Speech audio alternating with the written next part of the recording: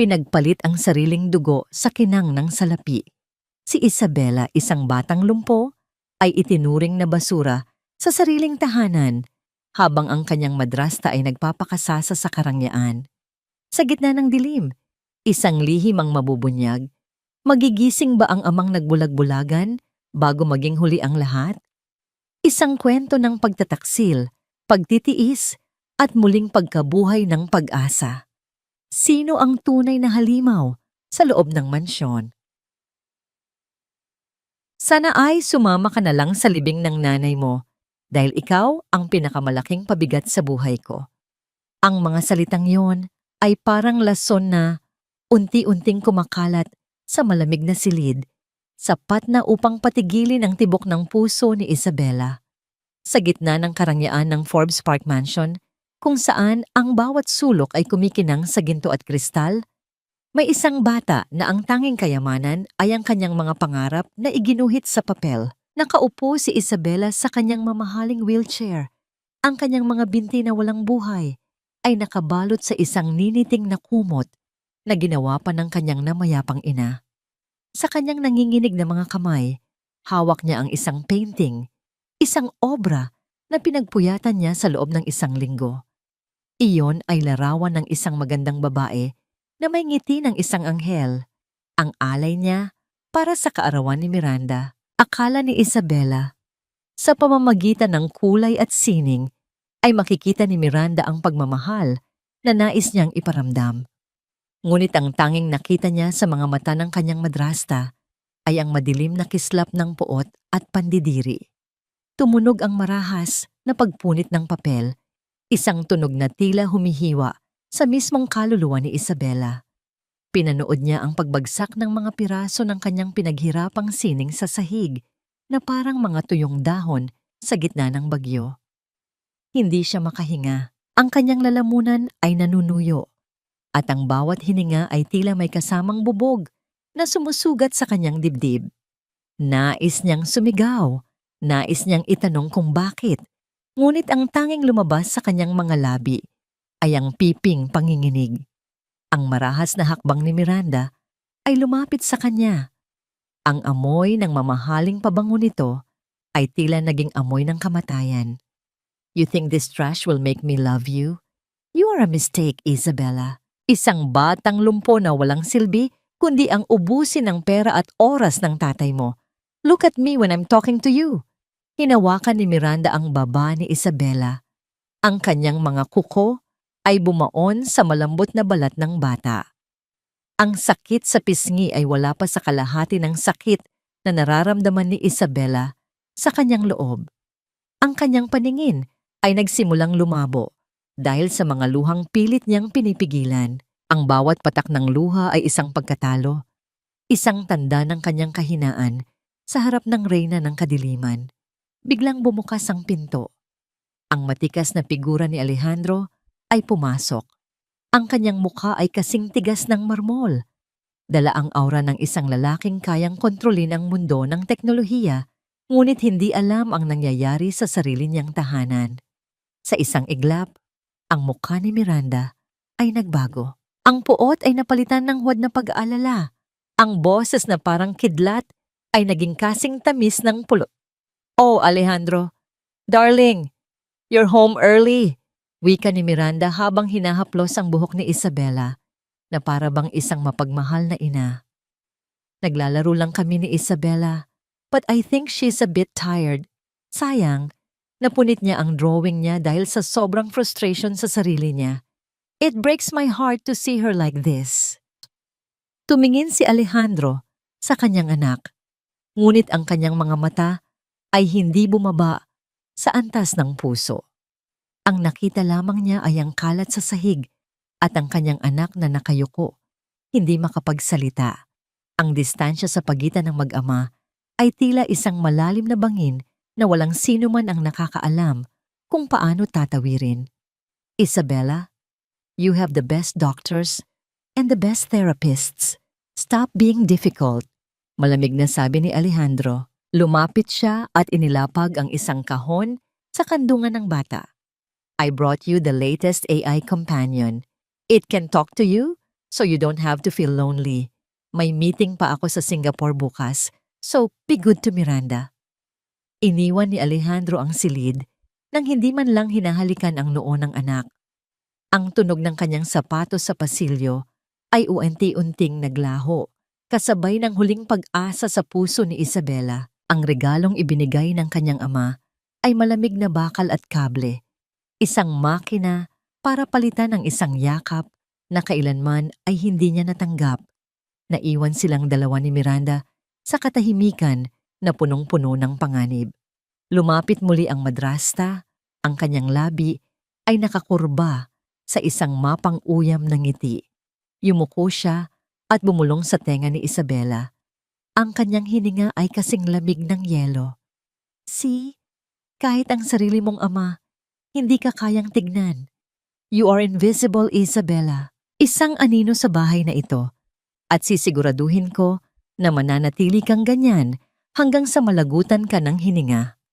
Nang makaalis si Miranda at sumara ang pinto, tanging ang tunog ng aircon ang pumupuno sa silid. Nakatingin si Isabela sa puting dingding. Ang kanyang mga kamay ay mahigpit na nakakapit sa gulong ng kanyang wheelchair hanggang sa mamuti ang kanyang mga buko-buko. Isang tanong ang paulit-ulit na umaalingaw-ngaw sa kanyang isipan. Isang tanong na walang sagot at tila sumasakal sa kanyang pagkatao.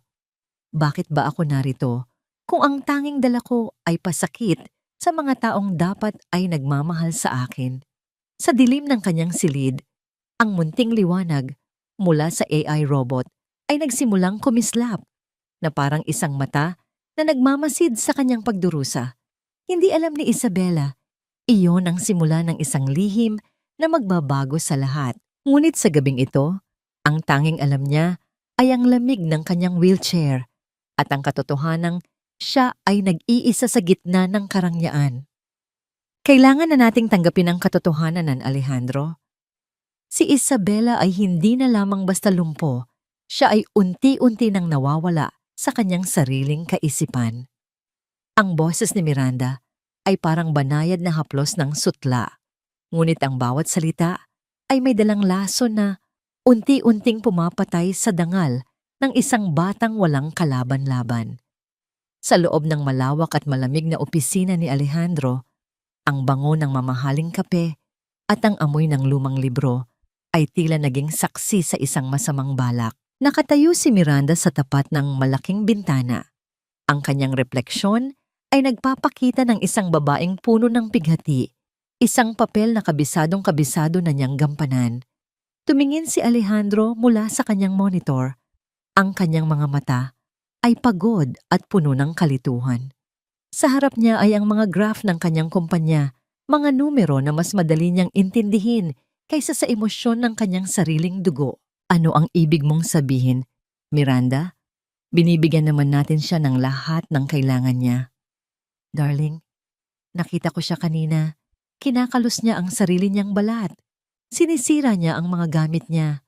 Pagsisinungaling ni Miranda habang pinupunasan ang huwad na luha sa kanyang pisngi. Natatakot ako para sa kanya at natatakot din ako para sa atin. Baka mamaya ay saktan na niya ang sarili niya ng tuluyan dahil sa sobrang depresyon.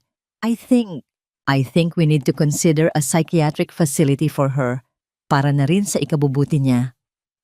Sa kabilang dako ng mansyon, sa loob ng silid na tila naging isang gintong hawla, ang katahimikan ay bumasag ng marinig ang mahinang pagpihit ng doorknob. Pumasok si Nanay Rosa, ang matandang katulong na naging tanging takbuhan ni Isabela mula nang mamatay ang kanyang ina. May dala siyang mangkok ng mainit na lugaw. Ang usok nito ay nagdadala ng kaunting init sa malamig na atmosfera ng silid.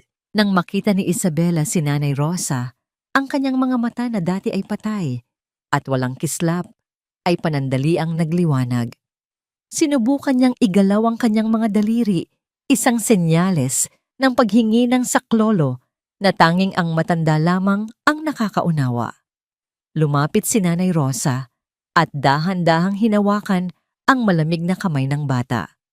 Ang gasgas sa braso ni Isabela na gawa ni Miranda kanina ay kitang-kita sa ilalim ng liwanag ng lampuara. Huwag kang mag-alala, anak. Narito si Nanay Rosa.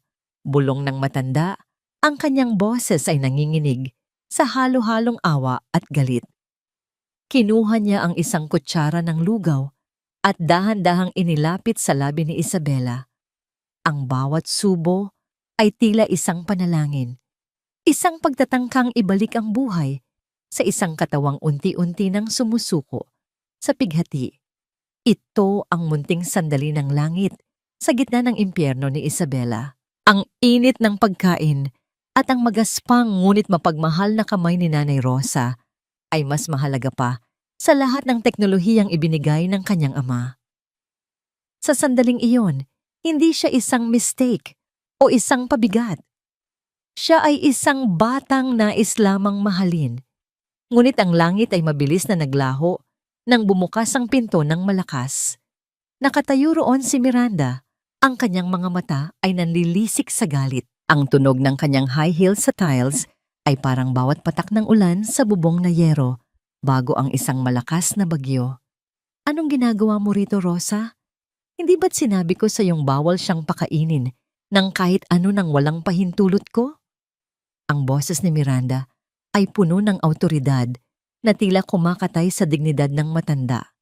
Ma'am, nagugutom na po ang bata. Kaninang umaga pa po siya hindi kumakain. Buong tapang na sagot ni Nanay Rosa. Kahit na ang kanyang tuhod ay nanginginig na sa takot. Isang mapang-uyam na tawa ang kumawala sa mga labi ni Miranda. Lumapit siya at kinuha ang mangkok mula sa kamay ni Nanay Rosa bago ito itinapon sa basurahan ng walang pag-aalinlangan. Masyado kang nagmamarunong. Nakalimutan mo na ba ang utang na loob mo sa pamilyang ito? Sino ang nagbayad ng operasyon ng anak mo sa probinsya? Sino ang nagpapakain sa iyo? Yumuko si Nanay Rosa. Ang kanyang mga balikat ay bumagsak sa bigat ng katotohanan. Ang utang na loob, ang tanikala na nagtatali sa kanya sa bahay na ito, ang dahilan kung bakit hindi niya magawang isumbong ang lahat ng kalupitang nakikita niya. Tumingin si Miranda kay Isabela na ngayon ay nanginginig na sa takot sa kanyang wheelchair. At ikaw, batang lumpo, huwag mong isipin na may kakampi ka rito. Isang salita ko lang kay Alejandro at itatapon ka niya sa isang lugar kung saan wala nang makakarinig sa'yo kailanman. Lumabas si Miranda sa silid, ngunit bago niya isara ang pinto, lumingon siya kay Nanay Rosa na may madilim na banta. Kung gusto mong manatili ang anak mo sa kolehiyo, manahimik ka. Isara mo ang iyong mata at ang iyong bibig. Maliwanag? Naiwan ang matanda at ang bata sa gitna ng isang panibagong uri ng dilim. Tiningnan ni Nanay Rosa si Isabela at sa unang pagkakataon, nakita niya ang isang bagay na mas nakakatakot kaysa sa mga pasasabalat ng bata. Nakita niya ang pagkawala ng pag-asa sa mga mata ni Isabela. Ang munting liwanag na naroon kanina ay tuluyan ng namatay, na-replace ng isang malamig at walang buhay na titig. Niyakap ni Nanay Rosa ang bata, ngunit ramdam niya ang paninigas ng katawan nito. Sa labas, ang langit ay nagsisimulang magdilim at ang unang patak ng ulan ay tumama sa bintana na parang mga luhang hindi na kayang ilabas ni Isabela. Ano ang gagawin mo kung ang tanging taong nagmamahal sa'yo ay iginapos din ng sarili nilang pangangailangan? Hanggang kailan kayang tiisin ng isang bata ang sakta ng mga taong dapat ay nagtatanggol sa kanya? Sa opisina ni Alejandro, pinirmahan niya ang isang dokumento na hindi niya alam ay magiging simula ng pinakamalaking pagkakamali ng kanyang buhay.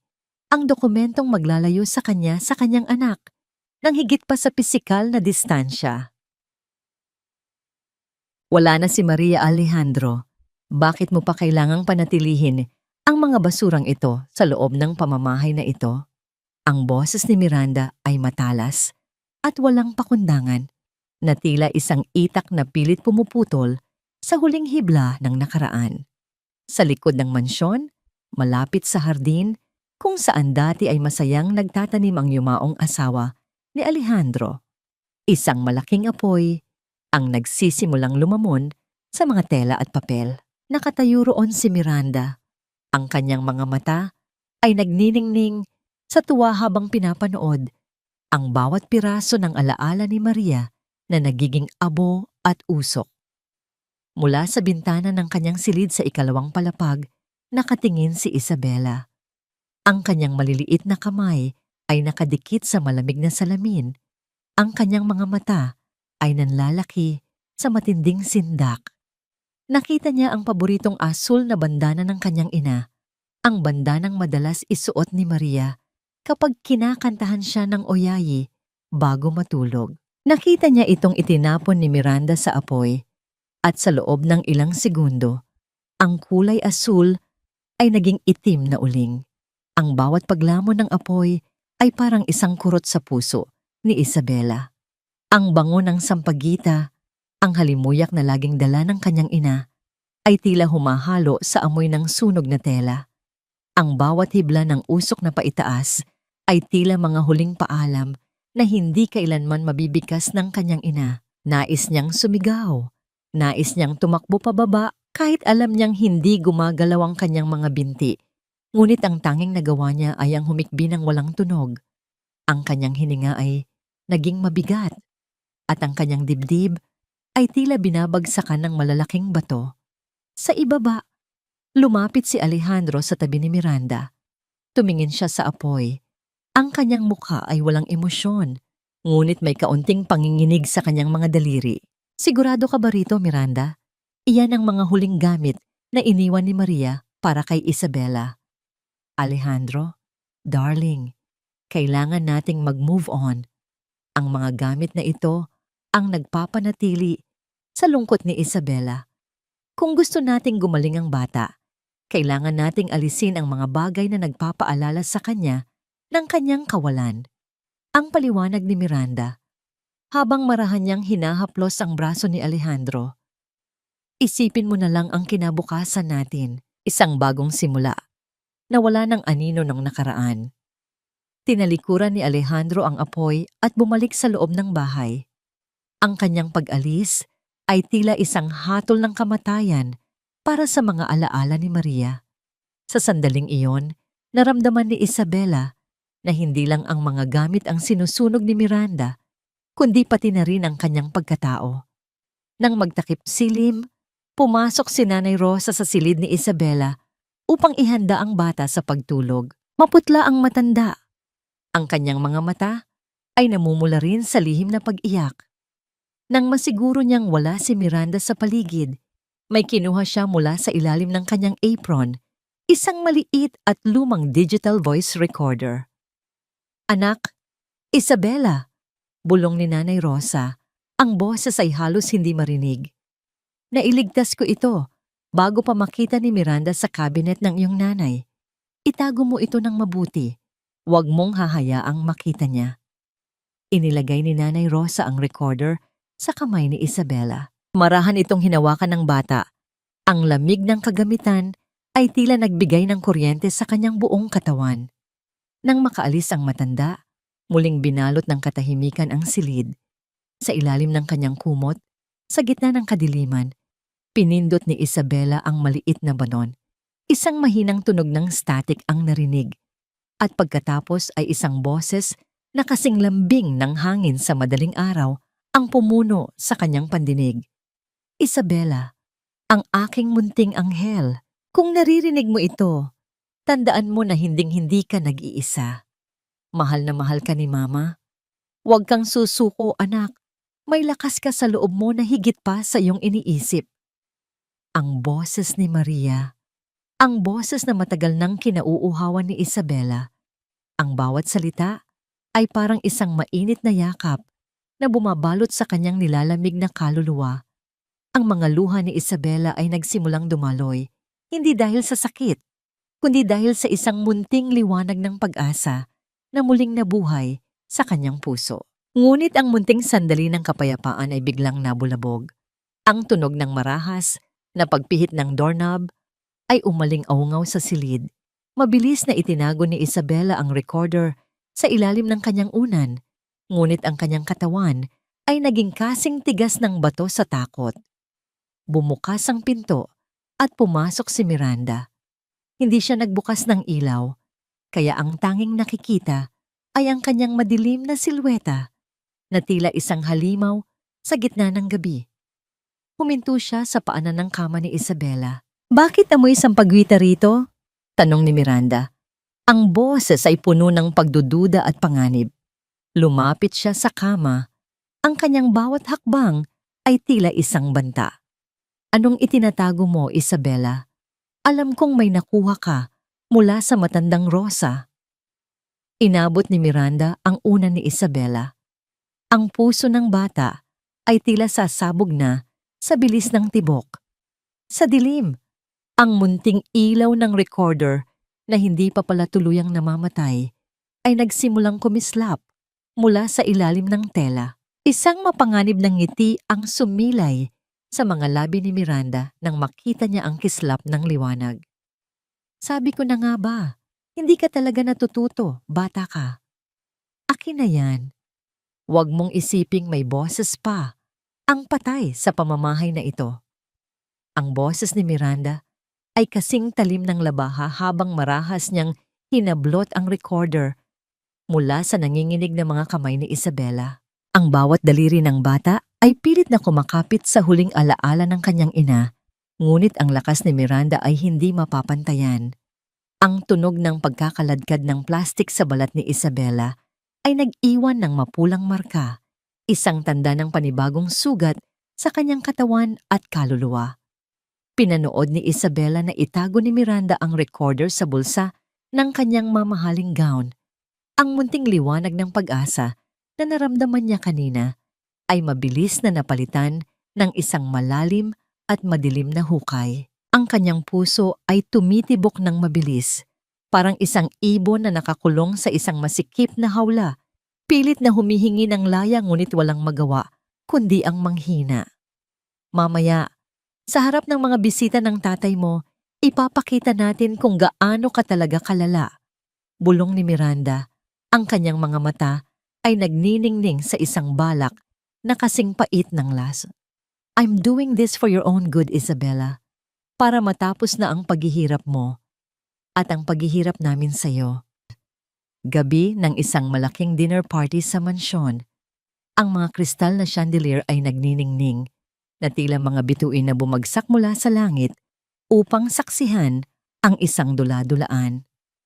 Ang amoy ng mamahaling alak at mga hiling na pagkain ay pumupuno sa hangin, habang ang tunog ng tawanan ng mga alta sosyedad ay umalingaw-ngaw sa malawak na dining hall. Nakasuot si Isabela ng isang magandang puting bestido, ngunit ang kanyang muka ay kasing puti rin ng tela.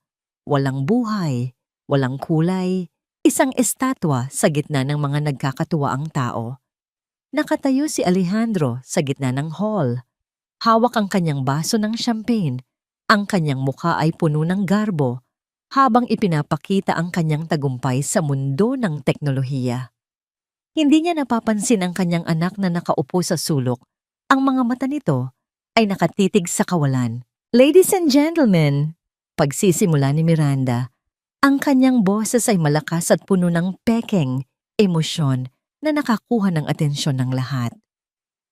"Gusto ko sanang ipakita sa inyo ang munting progreso ng aming mahal na Isabela. Ngunit, gaya ng nakikita ninyo, ang bata ay mukhang pagod na naman at parang wala sa sarili." Lumapit si Miranda kay Isabela at dahan-dahang hinawakan ang balikat ng bata. Sa ilalim ng haplos na yon, palihim na kinurot ni Miranda ang braso ni Isabela sa bahaging may pasa. Ang biglang sakit ay nagdulot ng isang matinis at paos na sigaw mula sa lalamunan ng bata. Sa pagkagulat ni Isabela, nabitawan niya ang baso ng tubig na nasa harapan niya. Ang tunog ng pagkabasag ng kristal sa sahig ay tila isang hudyat ng giyera. Ang tubig ay tumalsik sa gown ng isang mayamang ginang at ang lahat ay napalingon sa direksyon ni Isabela. "Oh my God! Isabela darling, what's happening?" Sigaw ni Miranda. Ang kanyang boses ay puno ng huwad na sindak. "Alejandro, tignan mo! Nagsisimula na naman siyang magkaroon ng mga episodes. I told you, her condition is getting worse. She's becoming violent. Lumapit si Alejandro. Ang kanyang noo ay nakakunot sa matinding kahihiyan. Nakita niya ang mga bisitang bumubulong, ang mga tingin na puno ng panghuhusga at awa.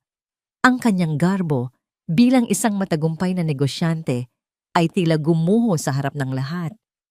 Isabela! Ano ba ang nangyayari sa'yo? Ang boses ni Alejandro ay mababa, ngunit puno ng galit na kailangang pigilin. Miranda is trying her best to care for you. At ganito ang isasagot mo? Kahihiyan ang ibinibigay mo sa pamilyang ito. Tumingin si Isabela sa kanyang ama. Ang kanyang mga mata ay nagsusumamo. Papa, hindi ko sinasadya. Papa, sinaktan niya ako. Ngunit ang mga salitang iyon ay nanatiling nakabilanggo sa loob ng kanyang isipan. Ang nakita lamang ni Alejandro ay ang dumi sa sahig at ang kabaliwan na ipinapakita ng kanyang anak. I'm so sorry everyone, wika ni Miranda sa mga bisita habang pilit na inaakay ang wheelchair ni Isabela palabas ng hall. Kailangan ko na siyang dalhin sa loob. I think the decision to find her a better place, a specialized place, is now inevitable. Hindi na namin siya kayang protektahan dito. Habang itinutulak ni Miranda ang wheelchair sa madilim na pasilyo, malayo sa tawanan ng mga bisita, huminto siya sa tapat ng isang malaking salamin. Yumuko siya at tinitigan ang refleksyon ni Isabela. Tonight was a success, wasn't it? Ang bulong ni Miranda ay kasing lamig ng gabi. Bukas, pipirmahan na ng tatay mo ang mga papeles at ikaw, mapupunta ka sa kung saan ka nararapat. Sa gitna ng mga baliw at nakalimutan na ng mundo. Sa loob ng kanyang silid, iniwan ni Miranda si Isabela na nakatali ang mga kamay sa wheelchair upang hindi na makapanakit. Nakatingin ang bata sa bintana kung saan ang ulan ay nagsisimula ng pumatak. Ang bawat patak ay tila isang luhang hindi na niya kayang ilabas. Ang katahimikan ay tila isang mabigat na kumot na sumasakal sa kanyang huling pag-asa. Paano mo ipaglalaban ang iyong sarili kung ang iyong boses ay ninakaw na at ang tanging taong dapat ay naniniwala sa iyo ay siya ring unang tumalikod dahil sa kahihiyan? Sa ilalim ng kanyang kama, isang munting piraso ng basag na recorder ang naiwan, isang maliit na kable na tila naghihintay ng pagkakataong muling magsalita. Ngunit sa gabing ito, tanging ang dilim ang naghahari. Isang pirma na lang, Alejandro, at matatapos na ang lahat ng paghihirap natin. Magkakaroon na ng katahimikan ang bahay na ito, at higit sa lahat, si Isabela ay mapupunta sa mga kamay na talagang makakaunawa sa kanya. Ang boses ni Miranda ay kasing lamig ng bakal ng ballpen na inilapag niya sa harap ni Alejandro. Sa loob ng malawak na study room, ang tanging maririnig ay ang mahinang pag-ikot ng aircon at ang mabigat na paghinga ni Alejandro. Nakatitig siya sa dokumento, ang voluntary commitment form para sa isang pribadong institusyong psychiatric. Ang bawat letra sa papel ay tila mga anay na kumakain sa kanyang konsensya.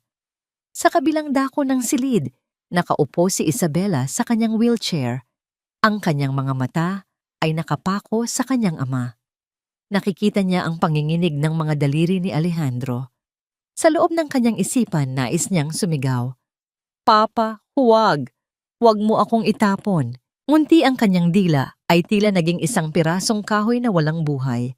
Ang kanyang puso ay tumitibok ng mabilis, na tila isang tambol na nagbababala ng nalalapit na sakuna. Nararamdaman niya ang malamig na pawis na dumadaloy sa kanyang likuran, at ang kanyang mga binti ay tila mas naging mabigat kaysa sa dati. Ngunit bago pa mailapat ni Alejandro ang dulo ng ballpen sa papel, ang kanyang paningin ay nahulog sa isang pilak na gamit na nasa ibabaw ng kanyang mesa. Ito ang prototype ng Neuralink AI, ang proyektong inilaan niya ng maraming taon at milyon-milyong piso, isang kagamitang nangangakong magsasalin ng mga hindi mabigkas na kaisipan tungo sa digital na datos. Wait, Miranda, bulong ni Alejandro. Ang kanyang boses ay puno ng isang biglaang determinasyon na hinaluan ng desperasyon. Bago natin gawin ito, gusto kong gamitin ang neural link kay Isabella. I want to see what's really going on inside her head. Kung talagang wala na siyang pag-asa, gaya ng sinasabi mo, kailangang makita ko ang ebidensya sa data. Isang panandaliang pagkagulat ang dumaan sa mga mata ni Miranda na mabilis niyang itinago sa likod ng isang mapagkalingang ngiti. Darling, hindi ba't masyado pang maaga para sa human testing? Baka mas lalo lang ma-stress ang bata. Look at her. She's already trembling. I built this to help people like her, Miranda.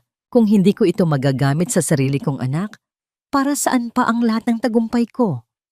Ang sagot ni Alejandro ay walang puwang para sa pagtanggi.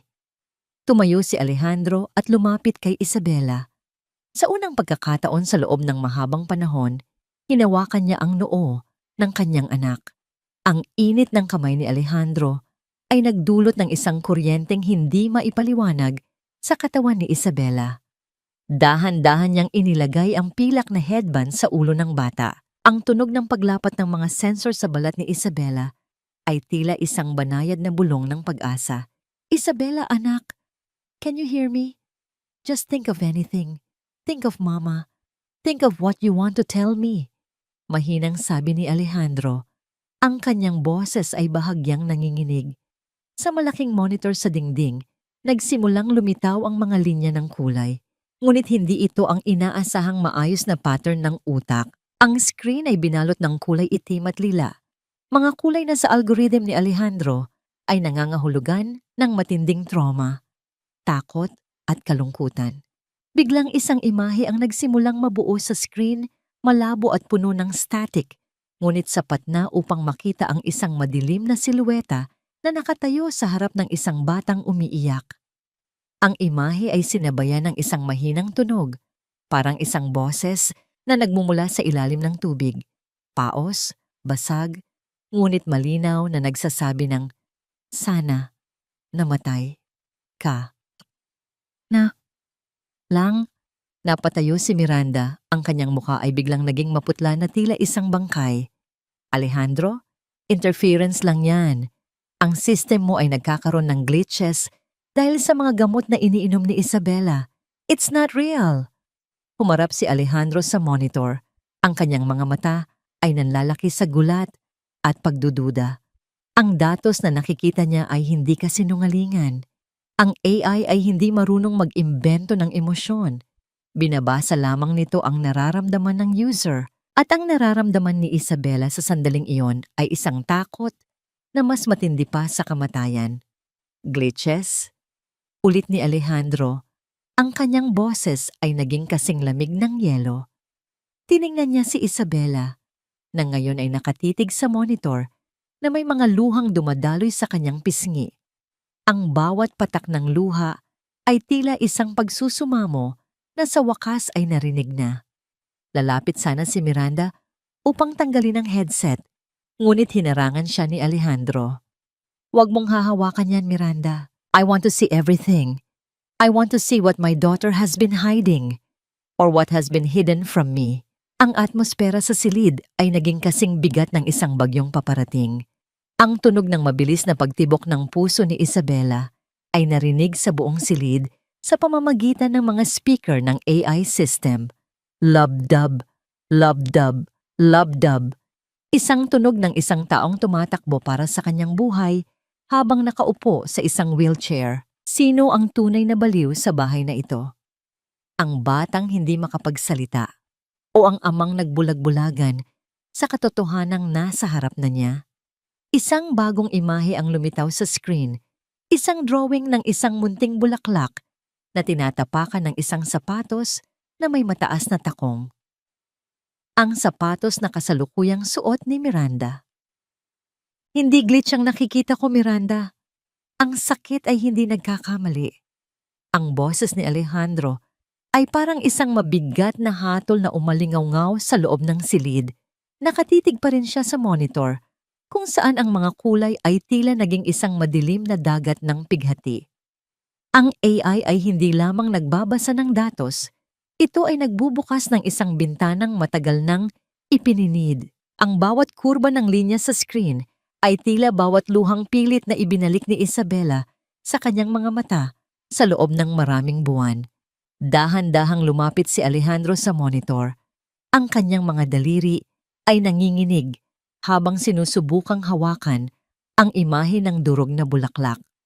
Ang sapatos na ito, Miranda, hindi ba't ito ang suot mo nung kaarawan mo? Ang araw na sinabi mong masayang-masaya si Isabela. Isang mapait na tawa ang kumawala sa mga labi ni Miranda, isang tunog na puno ng kaba, ngunit pilit na itinatago sa likod ng pagiging arogante. Alejandro, darling, stop this madness. You are overworking. Ang system na ito ay bago pa lang. It's picking up your guilt, not her reality. You feel bad because you're never here. Kaya ang AI ay nag-iimbento ng mga imahe para bigyan ka ng dahilan na sisihin ako. Don't let a machine ruin our family. Lumingon si Alejandro kay Isabela. Ang bata ay nakayuko. Ang kanyang mga balikat ay nanginginig sa bawat paghikbi na walang tunog. Ang neural link ay biglang nag-flash ng isang bagong imahe. Isang maliit na batang nakakulong sa isang basong kristal, pinapanood ang mundo habang unti-unting nauubusan ng hangin. Sa ilalim ng mesa, may napansin si Alejandro.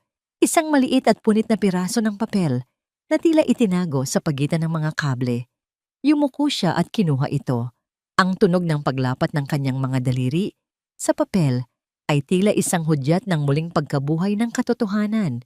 Ito ay isang drawing ng isang halimaw na may mahahabang kuko nakatayo sa ibabaw ng isang batang naka-wheelchair. Ang mukha ng halimaw ay may suot na maskara. Isang maskara na kamukhang-kamukha ng magandang mukha ni Miranda. Isabela, ikaw ba ang gumuhit nito? Mahinang tanong ni Alejandro. Ang kanyang boses ay puno ng isang sakit na hindi kayang gamutin ng kahit anong yaman. Tumingala si Isabela.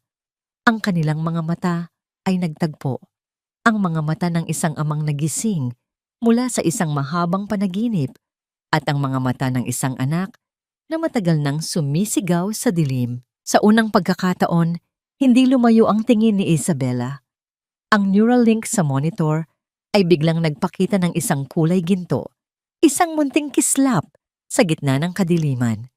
Isang golden moment ang nabuo sa gitna ng tensyon.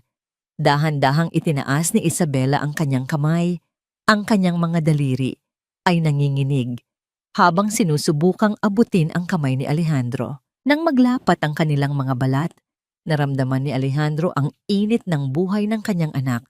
Isang init na mas totoo pa sa lahat ng teknolohiyang binuo niya. Ang AI monitor ay nagpakita ng isang imahe ng dalawang kamay na magkahawak. At ang tunog ng tibok ng puso ni Isabela sa speaker ay naging mas kalmado, mas payapa. Ngunit ang kapayapaang iyon ay mabilis na winakasan ni Miranda. Enough of this theater! Sigaw ni Miranda habang marahas na hinahablot ang headset mula sa ulo ni Isabela. Ang tunog ng pagkakalaglag ng headset sa sahig ay parang isang baril na nagpaputok sa katahimikan. Alejandro, kung mas pipiliin mong maniwala sa isang makina at sa isang batang may diferensya sa isip kaysa sa asawa mo, fine! Pero tandaan mo, ako lang ang nag-alaga sa kanya habang busy ka sa pagpapayaman. Humarap si Miranda kay Isabela. Ang kanyang mga mata ay nanlilisik sa isang babala na tanging ang bata lamang ang nakakaalam. Gusto mo talagang magsalita, ha? Sige, tignan natin kung hanggang saan ang tapang mo. Mabilis na lumabas si Miranda ng silid. Ang tunog ng kanyang marahas na paglalakad ay umalingaw-ngaw sa pasilyo. Naiwan si Alejandro at Isabela. Tiningnan ni Alejandro ang punit na drawing at ang kanyang anak. Alam niyang may kailangan siyang gawin, ngunit alam din niyang ang katotohanan ay may dalang panganib. Anak, patawarin mo ako, bulong ni Alejandro habang niyayakap ang kanyang anak sa unang pagkakataon pagkatapos ng maraming taon. Hindi ko hahayaang saktan ka pa niya muli. Ngunit sa labas ng silid, si Miranda ay may hawak ng telepono. Ang kanyang mukha ay naging kasing tigas ng bato habang may tinatawagan. The project is a failure. We need to proceed with the second plan. Get rid of the maid first and prepare the facility. Ngayong gabi na. Sino ang mananalo sa labanang ito? Ang teknolohiyang naglalantad ng katotohanan o ang kasamaang nakahandang pumatay para lamang manatiling nakatago? Ang ulan sa labas ay nagsisimulang lumakas at ang kidlat ay nagbibigay ng panandaliang liwanag sa madilim na mansyon na tila nagbababala ng isang madugong gabi. Magnanakaw! Isang ahas ang pinatira natin sa loob ng pamamahay na ito, Alejandro. Ang boses ni Miranda ay tila isang matalim na kidlat na bumasag sa katahimikan ng gabi. Sa gitna ng malawak na pasilyo, nakatayo si Miranda habang hawak-hawak ang kanyang dibdib. Ang kanyang mukha ay puno ng huwad na pagkagulat at galit. Sa harap niya, nakatayo si Nanay Rosa, ang kanyang mga kamay ay nanginginig at ang kanyang mukha ay kasing puti ng papel. Ang ulan sa labas ay tila nakikidalamhati sa bigat ng atmosfera sa loob ng mansyon. Anong nangyayari rito?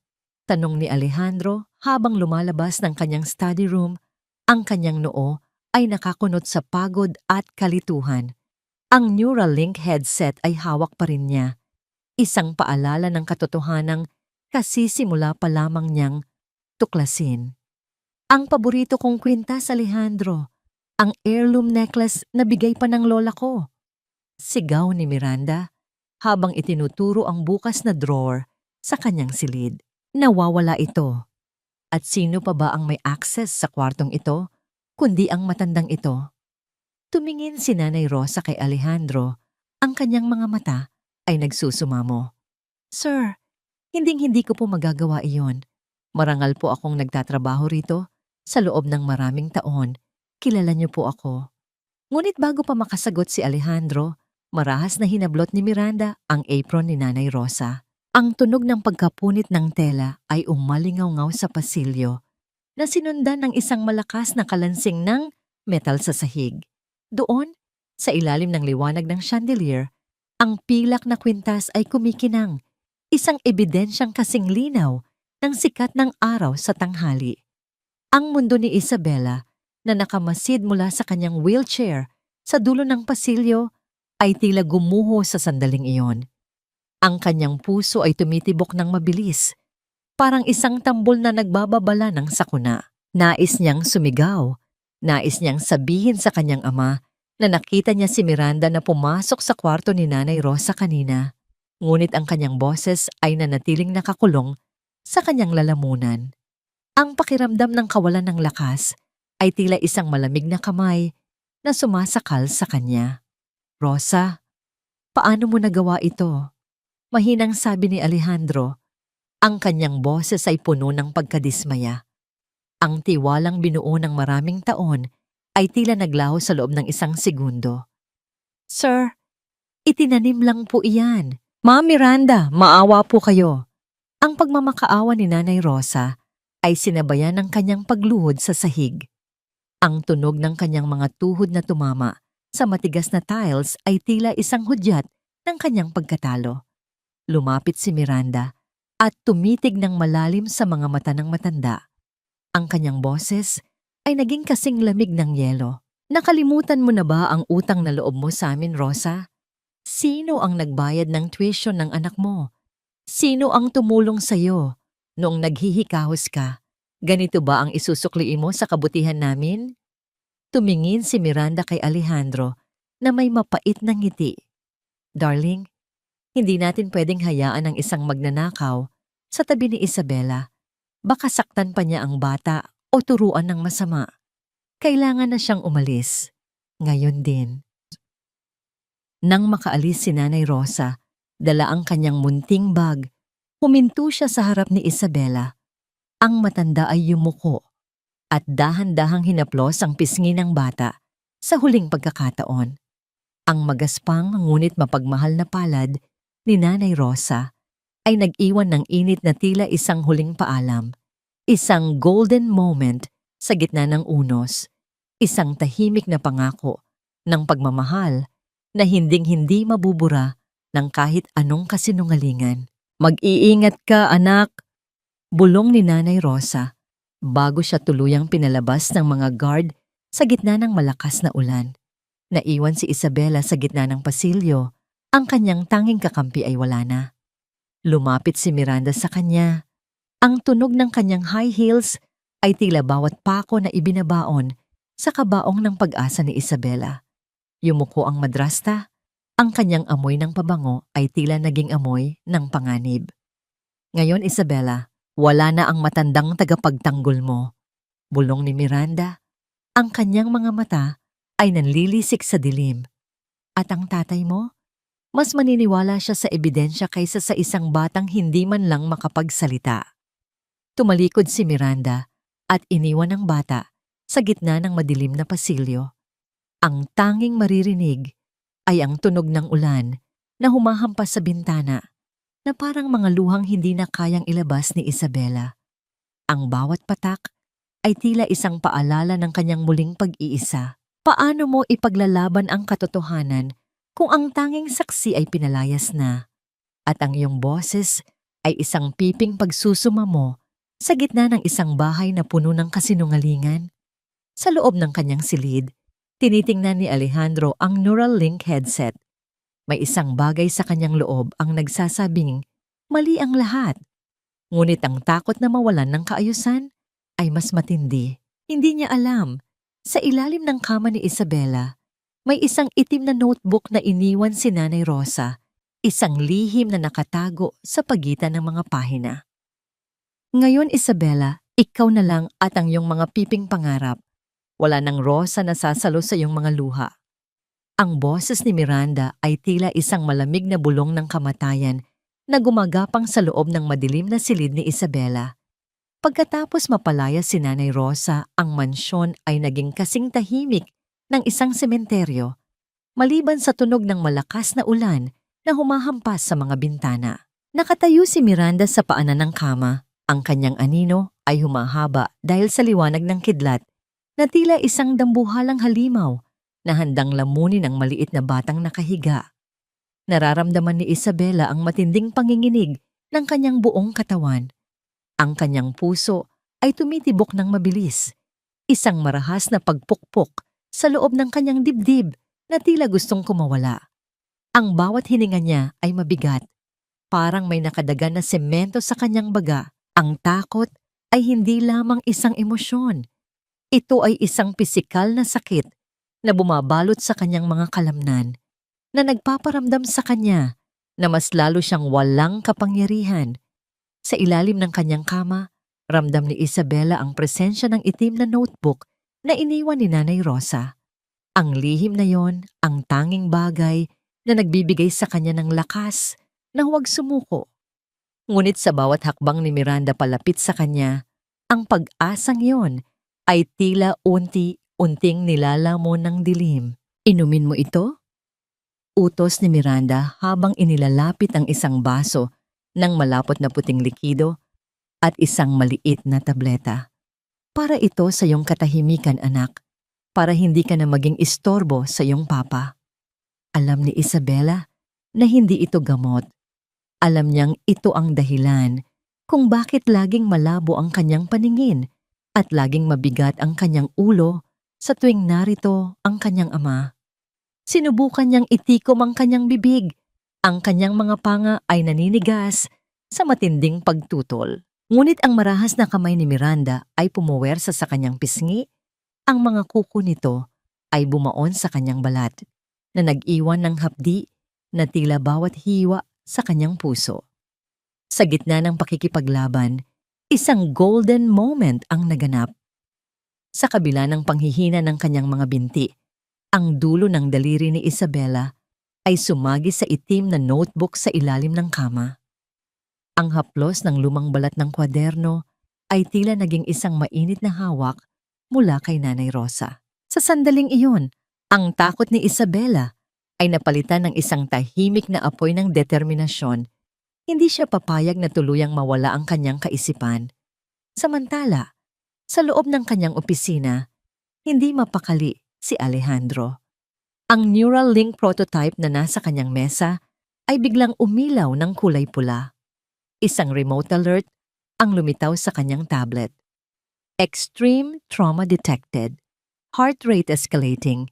Distress signal active. Tumingin si Alejandro sa monitor ng CCTV sa kanyang telepono, ngunit ang screen ay puro static lamang. Bakit hindi gumagana ang kamera sa silid ni Isabela? Bulong niya sa sarili. Ang kanyang noo ay nakakunot sa matinding kaba. Ang tunog ng kanyang mabilis na pagtibok ng puso ay tila nakikipagpaligsahan sa tunog ng ulan sa labas. Isang bagay sa kanyang loob, ang sumisigaw na tumakbo, na iligtas ang kanyang anak. Ngunit ang kanyang isipan ay pilit pa ring kumakapit sa luhika ng isang negosyante. Bumalik si Alejandro sa datos ng AI. Nakita niya ang isang waveform na hindi niya napansin kanina. Isang pattern ng tunog na nakuha ng sensor bago ito tinanggal ni Miranda. In-amplify niya ang audio. Sa pamamagitan ng kanyang mamahaling speaker, ang boses ni Miranda ay narinig ng malinaw. Malayo sa tamis na ipinapakita nito sa harap niya. Isang batang baliw, walang maniniwala sa'yo. Ang baso ng kape sa kamay ni Alejandro ay dahan-dahang namulas at humalik sa sahig. Ang pagtama ng kristal sa matigas na marmol ay lumikha ng isang matunog na pagkabasag na sinundan ng pagkalat ng itim na likido sa puting alpombra. Isang mantsa na kasing dilim ng katotohanang ngayon ay unti-unti nang lumalamon sa kanyang pagkatao.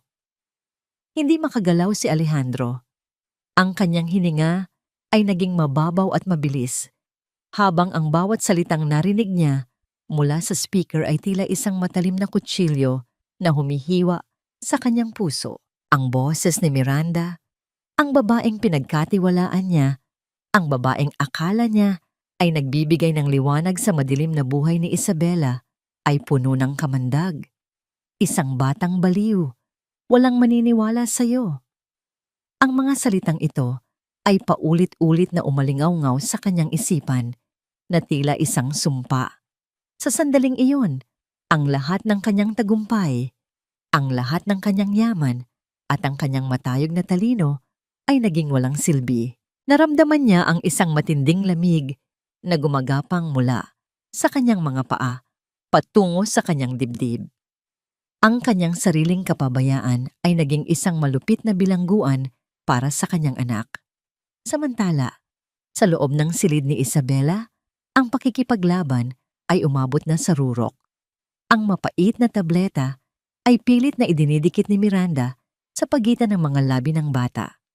Ang lasa ng kemikal ay nagsimulang kumalat sa dila ni Isabela, isang lasa ng kawalan ng pag-asa. Ngunit sa gitna ng kanyang panghihina, ang kanyang kamay ay mahigpit na nakakapit sa itim na notebook sa ilalim ng kanyang unan.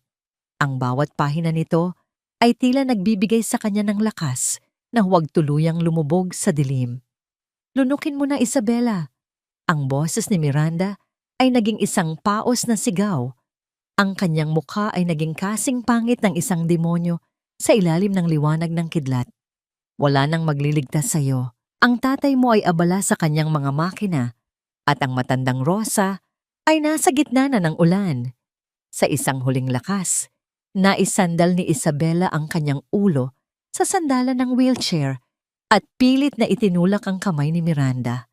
Ang tableta ay tumalsik sa kung saan at ang baso ng tubig ay nabitawan ni Miranda na nagresulta sa pagkabasa ng bestido ni Isabela. Ang lamig ng tubig ay nagdulot ng isang matinding panginginig sa katawan ng bata. Ngunit ang kanyang mga mata ay nanatiling nakatitig ng matapang sa kanyang madrasta. Sa labas ng pinto, narinig ni Alejandro ang tunog ng pagkabasag ng baso. Ang kanyang puso ay tila tumigil sa pagtibok. Sa isang iglap, ang kanyang takot ay napalitan ng isang nagbabagang galit. Isang galit na hindi para sa iba, kundi para sa kanyang sarili. Tumakbo siya patungo sa silid ni Isabela. Ang bawat hakbang niya sa pasilyo ay tila isang paghiling ng tawad sa bawat segundo ng kanyang pagbulag-bulagan. Nang marating niya ang pinto, pilit niya itong pinihihit, ngunit ito ay nakalak mula sa loob. Ang tunog ng marahas na paguga ng doorknob ay umalingaw-ngaw sa buong bahay. "Miranda, buksan mo ang pintong ito!" Sigaw ni Alejandro. Ang kanyang boses ay puno ng awtoridad na hinaluan ng matinding takot. Sa loob ng silid, natigilan si Miranda. Ang kanyang mukha ay biglang napalitan ng sindak. Mabilis niyang pinunasan ang kanyang mukha at sinubukang ayusin ang kanyang sarili habang ang Neuralink AI system sa tabi ng kama ni Isabela ay nagsimulang tumunog ng malakas.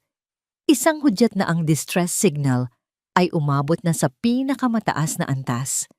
Ang monitor ay nag-flash ng kulay pulang liwanag at isang imahe ang nabuo. Isang imahe ng isang malaking kamay na sumasakal sa isang munting ibon. Ito ang huling mensahe mula sa isipan ni Isabela bago siya tuluyang mawalan ng malay dahil sa matinding pagod at trauma. "Alejandro, darling, tulong! May seizure si Isabela." Ang sigaw ni Miranda ay muling naging mapagkunwari. Isang huling pagtatangka na baligtarin ang sitwasyon. Nang mawasak ni Alejandro ang pinto at pumasok sa silid, ang nakita niya ay si Miranda na tila tinutulungan ng kanyang anak, habang si Isabela ay nakayuko at walang malay sa kanyang wheelchair. Ngunit sa pagkakataong ito, hindi na tumingin si Alejandro sa mukha ni Miranda. Ang kanyang paningin ay nahulog sa sahig, sa basag na baso, sa tableta at sa itim na notebook na bahagyang nakalabas mula sa ilalim ng unan ni Isabela. Dahan-dahang lumapit si Alejandro at binuhat ang kanyang anak. Ang gaan ng katawan ni Isabela ay tila isang sampal sa kanyang mukha, isang paalala na ang kanyang anak ay unti-unti nang naglalaho sa ilalim ng kanyang sariling bubong. Hinarap niya si Miranda. Ang kanyang mga mata ay naging kasing tigas ng pinatigas na bakal. Ang katahimikan ni Alejandro ay mas nakakatakot kaysa sa kahit anong sigaw. Hindi na siya magkakaroon ng seizure sa bahay na ito, Miranda. Bulong ni Alejandro. Ang boses ay mababa, ngunit puno ng panganib. Dahil ang tunay na sakit sa bahay na ito ay ikaw. Hubarin mo na ang iyong maskara, Miranda, dahil ang bawat hibla ng iyong kasinungalingan ay sunog na sa harap ng katotohanan. Ang boses ni Alejandro ay hindi na ang boses ng isang negosyante. Ito ay boses ng isang amang nagising mula sa isang mahabang bangungot. Habang karga niya ang walang malay na katawan ni Isabela, naramdaman niya ang init ng munting hininga ng anak sa kanyang leeg, isang hiningang kay tagal niyang binaliwala. Ang bigat ni Isabela ay tila isang pasanin ng buong mundo, isang paalala na ang bawat pagkakataong hindi niya ito niyakap ay naging pagkakataon para sa kalupitan. Nakatayo si Miranda sa gitna ng silid. Ang kanyang mga mata ay lumalakbay mula sa mukha ni Alejandro patungo sa Neuralink monitor na kumikislap pa rin ng kulay pula. Ang kanyang paghinga ay naging mabilis at ang kanyang mga daliri ay pilit na inaayos ang kanyang nagulong buhok. Sa isang sandali, sinubukan niyang ibalik ang kanyang mapagkalingang tinig, ngunit ang bawat salita ay tila nabubulok na bago pa man lumabas sa kanyang bibig. "Alejandro, you are not thinking straight. Ang data na yan ay manipulado. I committed my life to this family, to you, and to that girl who hates me." Ang sigaw ni Miranda ay hinaluan ng isang pilit na hikbi. Isasakripisyo mo ba ang lahat ng binuo natin para sa isang ilusyon ng makina? Hindi kumikibo si Alejandro. Dahan-dahan na niyang inihiga si Isabela sa kama na tila isang mamahaling kristal na ayaw niyang mabasag. Sa kanyang pagyuko, napansin niya ang itim na notebook na bahagyang nakalabas sa ilalim ng unan. Kinuha niya ito at ang tunog ng pagbukas ng mga pahina ay tila bawat hagupit ng katotohanan sa kanyang mukha. Sa loob nito, nakasulat ang bawat petsa, bawat oras, at bawat uri ng parusang ginawa ni Miranda, mga tala na iniwan ni Nanay Rosa bago siya pinalayas. Isang golden moment ang namuo nang makita ni Alejandro ang isang munting drawing sa huling pahina ng notebook. Isang drawing ni Isabela, dalawang stick figure na magkahawak ang kamay Sa ilalim ng isang malaking puno na may nakasulat na Papa, sa ilalim ng isa, ang mga luha ni Alejandro ay pumatak sa papel na nagdulot ng pagkalat ng tinta. Isang tanda ng kanyang pagsisisi na huli na, ngunit totoo. I didn't just build a machine, Miranda. I built a mirror. Bulong ni Alejandro habang hinarap ang asawa. Inilabas niya ang kanyang telepono at pinindot ang isang button. Sa lahat ng smart screen sa buong mansyon, maging sa mga screen ng mga security guards sa labas, ang audio recording ng pagmamalupit ni Miranda ay nagsimulang tumunog ng paulit-ulit. Ang tunog ng boses ni Miranda na puno ng puot ay umaling-awngaw sa bawat sulok ng bahay. Ang mga katulong na dati ay nagtatago sa takot ay nagsimulang lumabas sa pasilyo. Ang kanilang mga mata ay nakapako sa kanilang amo. Ang maskara ni Miranda ay tuluyan ng gumuho. At ang nakita ng lahat ay ang mukha ng isang babaeng lamon ng sariling kasamaan. You think you won? Ang boses ni Miranda ay naging kasing pait ng lason. The company, Alejandro. The investors. Kung malalaman nila na ang pamilya mo ay ganito kagulo, ang stock price mo ay babagsak sa lupa. Sisirain kita kasama ko.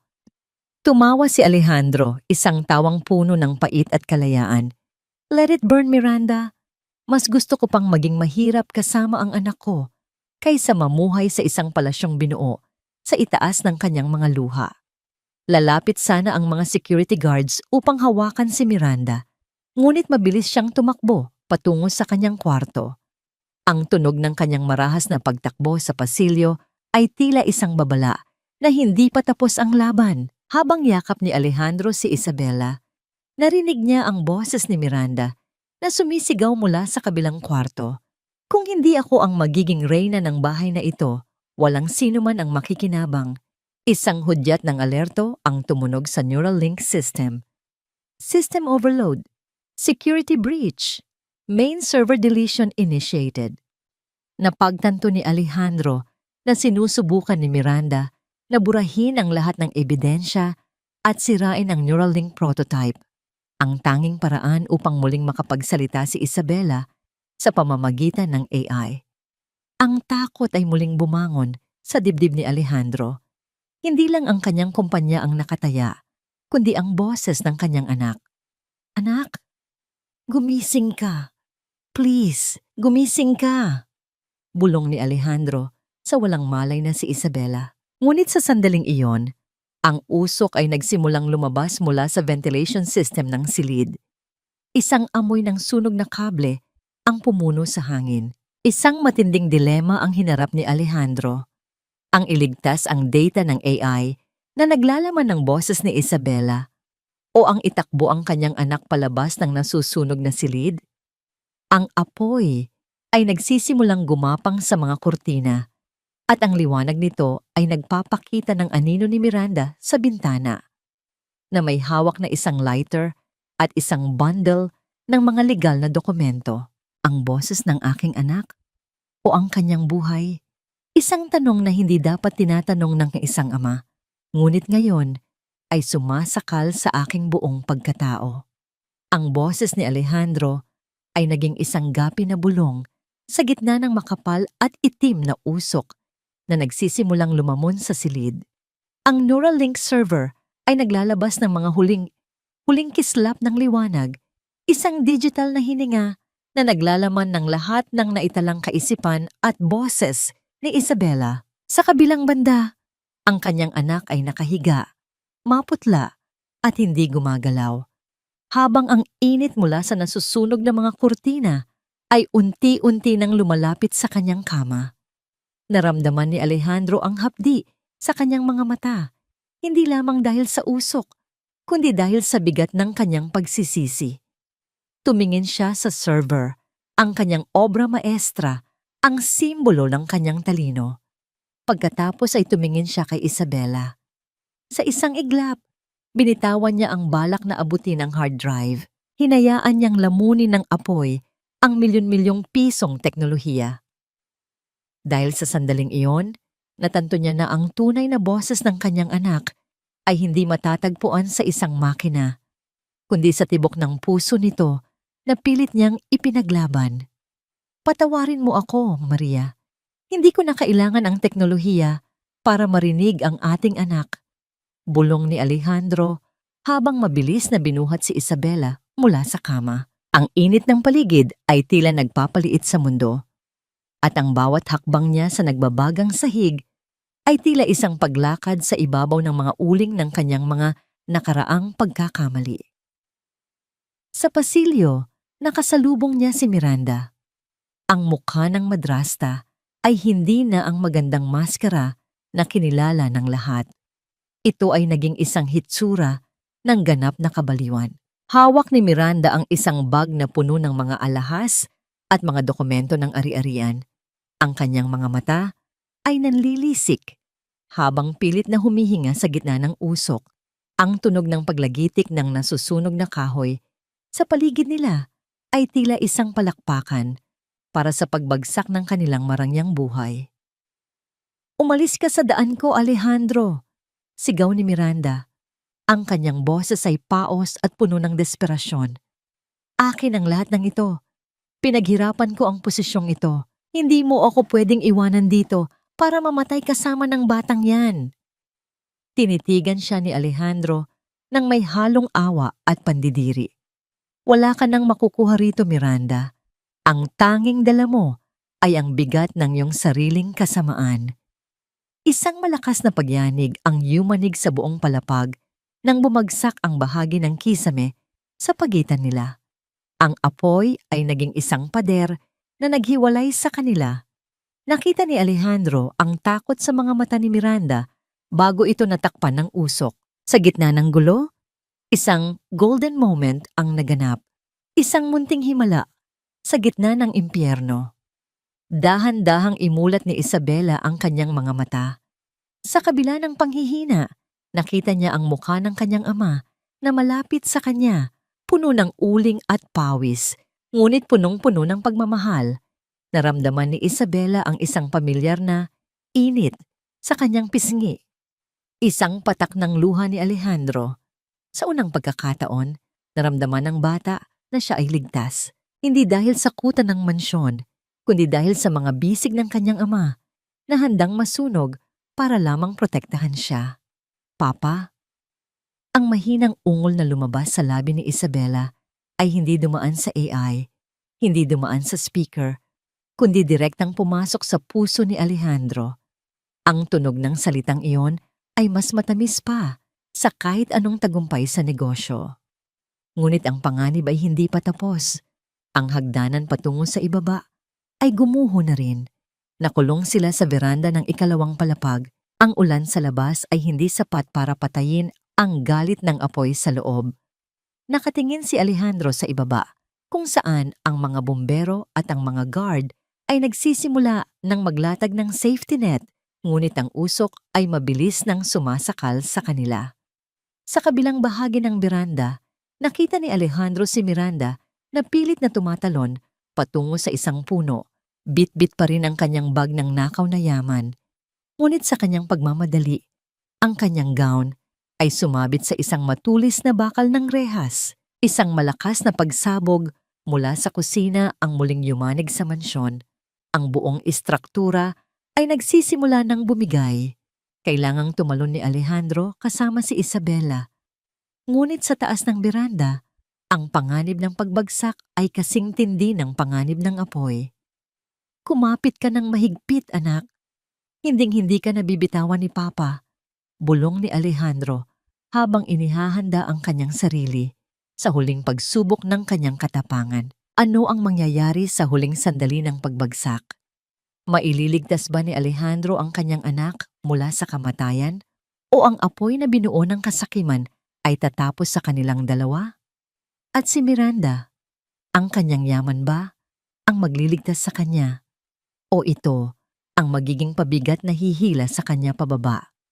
Ang tunog ng sirena ng ambulansya ay humahalo sa ingay ng ulan, habang ang anino ng dalawang tao ay nakatayo sa dulo ng nasusunog na palasyo. Walang halaga ang lahat ng gintong ito kung ang kapalit ay ang huling hininga ng aking anak. Ang boses ni Alejandro ay naging isang gapi na panalangin sa gitna ng nagngangalit na apoy. Habang nakatayo siya sa dulo ng beranda, nararamdaman niya ang init na humahaplos sa kanyang likuran. Tila isang dambuhalang kamay na pilit silang itinitulak patungo sa kawalan. Mahigpit niyang niyakap si Isabela.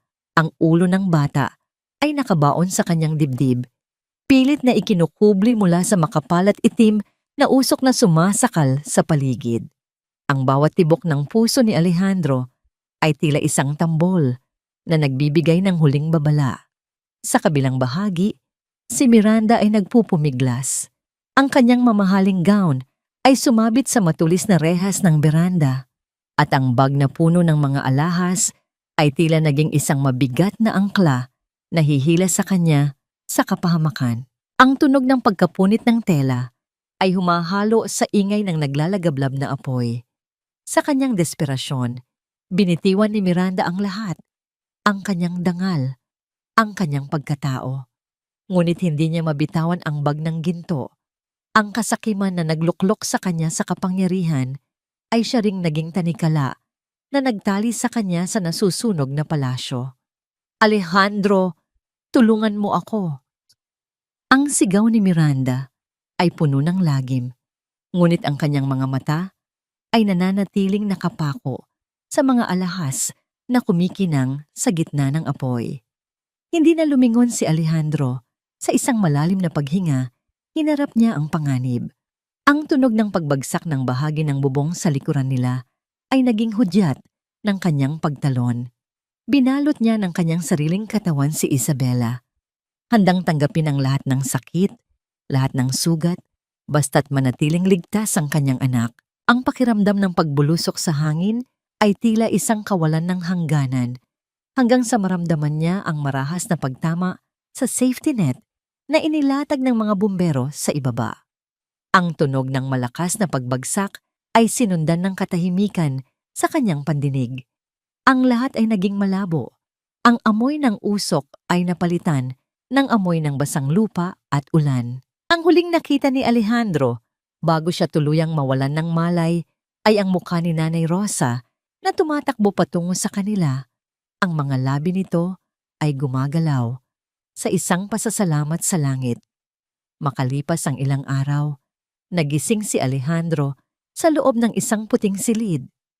Ang amoy ng gamot at antiseptic ay tila isang malupit na paalala ng lahat ng kanyang nawala. Ang kanyang buong katawan ay nakabalot sa binda. Ang hapdi ng mga paso sa kanyang balat ay tila bawat alaala ng gabing iyon. Ngunit ang lahat ng sakit ay naglaho nang maramdaman niya ang isang maliit at mainit na kamay na nakahawak sa kanyang palad. Papa, ang boses ni Isabela ay mahina. Paos, ngunit ito ang pinakamagandang musika na narinig ni Alejandro sa kanyang buong buhay.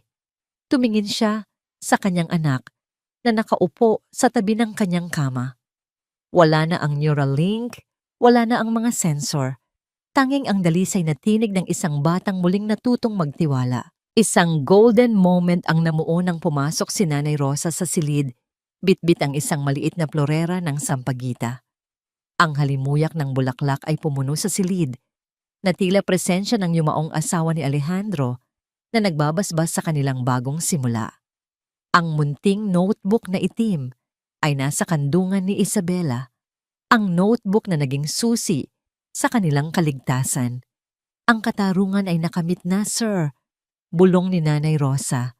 Ang kanyang mga mata ay nagniningning sa luha ng kagalakan. Si Miranda ay nasa ilalim na ng kustodya ng mga pulis. Ang lahat ng ebidensya sa notebook at ang mga audio recording na naisalba ng iyong mga tauhan ay sapat na para mabulok siya sa loob ng bilangguan. Nalaman ni Alejandro na sa gabi ng sunog, ang kasakiman ni Miranda ang naging mitya ng kanyang pagbagsak.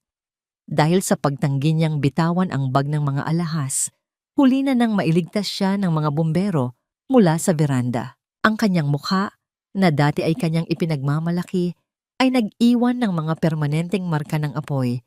Isang panlabas na anyo na ngayon ay tumutugma sa kapangitan ng kanyang kalooban. Nawala ang kanyang yaman, ang kanyang kalayaan, at ang kanyang pangalan sa lipunan. Ngunit para kay Alejandro, ang tunay na tagumpay ay wala sa pagbagsak ni Miranda. Ito ay nasa bawat ngiti ni Isabela. Ang kanyang mansyon ay naging abo, ang kanyang kumpanya ay dumaranas ng krisis, ngunit naramdaman niya ang isang uri ng yaman na kailanman ay hindi niya nabili ng pera, ang yaman ng kapayapaan. Patawarin mo ako, anak, dahil hinayaan kong maging bulag ang aking puso. Bulong ni Alejandro habang pinupunasan ng luha sa pisngi ni Isabela. Tumango ang bata at sa unang pagkakataon, ang kanyang mga mata ay hindi na nagpapakita ng takot. Ang neural link ay maaring nasunog, ngunit ang koneksyon ng kanilang mga puso ay mas matibay pa sa anumang kable o algorithm. Gayunpaman, sa gitna ng katahimikan, isang kumatok sa pinto. Isang opisyal ng pulisya ang pumasok. May dalang isang maliit at bahagyang sunog na digital device. Sir Alejandro, may na-recover po kami sa server room bago ito tuluyang gumuho. Mukhang may isang huling mensahe na hindi pa ninyo naririnig. Ang kaba ay muling gumapang sa dibdib ni Alejandro. Ano pa kaya ang itinatagong lihim ni Miranda? O ito ba ay isang mensahe mula sa nakaraan na hindi pa handang magpahinga? Ang pinakamalakas na boses ay hindi matatagpuan sa kabili ng teknolohiya, kundi sa bulong ng isang pusong nagpapatawad. Ang boses ni Alejandro ay naging isang panginginig na himig sa loob ng tahimik na silid ng ospital habang hawak niya ang bahagyang sunog na digital device. Ang ulan sa labas ay humupa na at ang sikat ng araw ay nagsisimulang pumasok sa bintana na nagbibigay ng gintong liwanag sa mukha ni Isabela. Ang bata ay mahimbing na natutulog. Ang kanyang mga daliri ay nakakapit pa rin sa laylayan ng kumot ni Alejandro. Tila natatakot na sa sandaling bumitaw siya, ay muling maglalaho ang kanyang ama. Isinaksak ng technician ang device sa isang laptop. Ang tunog ng pag-andar ng cooling fan ng computer ay tila isang mabilis na pagtibok ng puso sa gitna ng katahimikan. Sa screen, lumitaw ang isang file na may petsang bago pa mamatay si Maria. Isang video na sadyang itinago sa pinakamalalim na bahagi ng main server. Isang file na sinubukang burahin ni Miranda ng maraming beses ngunit hindi nagtagumpay dahil sa security encryption na ginawa ni Maria bago siya pumanaw. Nang mag-play ang video, ang mukha ni Maria ay pumuno sa screen. Maputla siya, ngunit ang kanyang mga mata ay nagniningning sa isang uri ng pag-ibig na walang katapusan. Alejandro, mahal ko. Pagsisimula ni Maria, ang kanyang boses ay parang isang banayad na haplos sa kaluluwa ni Alejandro. Kung pinapanood mo ito, marahil ay wala na ako. Alam kong magiging mahirap ang buhay para sa inyo ni Isabela. At alam ko ring darating ang panahon na maliligaw ka sa iyong sariling tagumpay.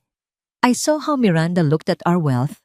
Alejandro, babala ito para sa iyo. Huwag mong hahayaang mabulag ang iyong puso ng teknolohiya. Ang boses ng ating anak ay hindi kailangan ng AI para marinig. Kailangan lang nito ng isang amang marunong makinig. Ang bawat salita ni Maria ay tila isang munting ulan na naghuhuga sa lahat ng dumi at kasinungalingang itinanim ni Miranda sa loob ng maraming taon. Naramdaman ni Alejandro ang isang matinding hapdi sa kanyang dibdib, isang hapdi ng pagsisisi na ngayon ay nagbubunga ng isang bagong uri ng lakas. Ang lahat ng kanyang binuong imperyo ay tila naging isang munting tumpok ng abo kumpara sa mensaheng ito. Isang golden moment ang naganap ng magising si Isabela sa kalagitnaan ng recording. Tumingin ang bata sa screen at nang makita ang mukha ng kanyang ina, isang matamis at payapang nangiti ang sumilay sa kanyang mga labi. Hindi siya umiyak. Sa halip, dahan-dahan niyang itinaas ang kanyang kamay at hinawakan ng screen, tila hinahaplos ang pisngi ng kanyang ina. Mama, nibulong ni Isabela at sa pagkakataong ito, ang kanyang boses ay malinaw. puno ng lakas, at hindi na nanginginig sa takot. Humarap si Alejandro sa kanyang anak at niyakap ito ng buong higpit. Ang tunog ng kanilang sabay na paghinga ay naging isang pangako ng bagong simula. Ang Neuralink ay wala na, ang mansyon ay abo na, ngunit sa gitna ng mga guho, natagpuan nila ang pinakamahalagang bahagi ng kanilang buhay, ang isa't isa. Samantala, sa loob ng kulungan, ang balita tungkol sa pagkakarecover ng device ay naging huling pako sa kabaong ni Miranda. Ang video ni Maria ay naglalaman din ng mga ebidensya ng unti-unting paglalason ni Miranda sa isipan ni Alejandro at ang pagnanakaw nito sa mga pondo ng kumpanya bago pa man ito tuluyang naging asawa. Ang kanyang mukha, na dati ay puno ng pagmamalaki, ay nakatago na ngayon sa likod ng mga bendahe at rehas, isang anino ng nakaraan na unti-unti nang kinakalimutan ng mundo. Pagkalipas ng ilang buwan, lumipat si Alejandro, Isabela at Nanay Rosa sa isang simpleng bahay malapit sa dagat. Wala ng mga surveillance camera, wala ng mga AI sensors. Ang tanging maririnig ay ang tunog ng mga alon at ang tawanan ni Isabela habang nagpipinta sa tabing dagat. Ang kanyang mga binti ay nagsisimula nang makaramdam ng init sa tulong ng physical therapy at ang pagmamahal na walang sawang ibinibigay ni Alejandro. "Papa, tingnan mo!" Tawag ni Isabela habang itinuturo ang kanyang painting.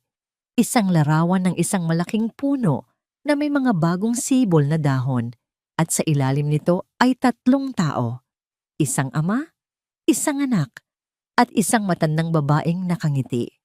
Lumuhod si Alejandro sa tabi ng kanyang anak at hinalikan ang noo nito. Ang amoy ng dagat at ang init ng araw ay tila isang pagbabasbas. "Napakaganda, anak. Tulad ng iyong puso." Nakamit na ang katarungan, ngunit mas mahalaga rito, nakamit na ang kapayapaan. Ang sugat ng nakaraan ay naging mga pilat na lamang na nagpapaalala sa kanilang katatagan. Ang tanong ngayon ay hindi na kung mapapatawad ba ni Alejandro ang kanyang sarili, kundi kung paano niya gagamitin ang bawat natitirang sandali para maging amang karapat-dapat sa pag-ibig ni Isabela. Ang kwento ng kanilang pagdurusa ay nagwakas na, ngunit ang kwento ng kanilang paghihilom ay kasisimula pa lamang. Sa gitna ng payapang hapon, ang tunog ng munting tawanan ni Isabela ay lumipad patungo sa langit, isang awit ng tagumpay laban sa dilim.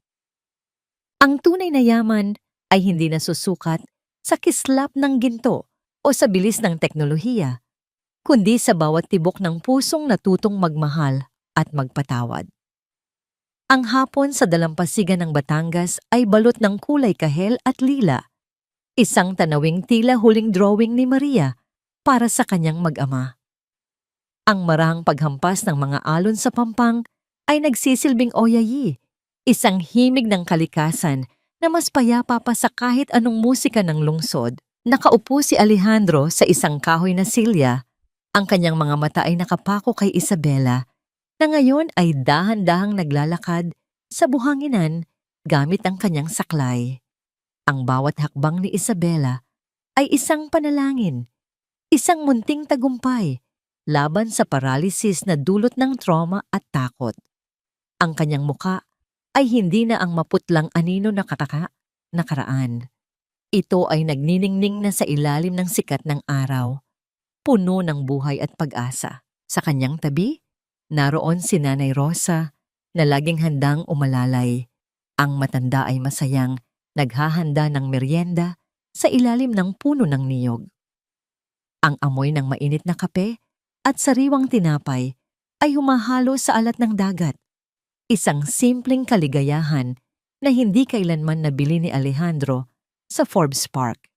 Lumapit si Isabela sa kanyang ama at naupo sa buhanginan sa tabi nito.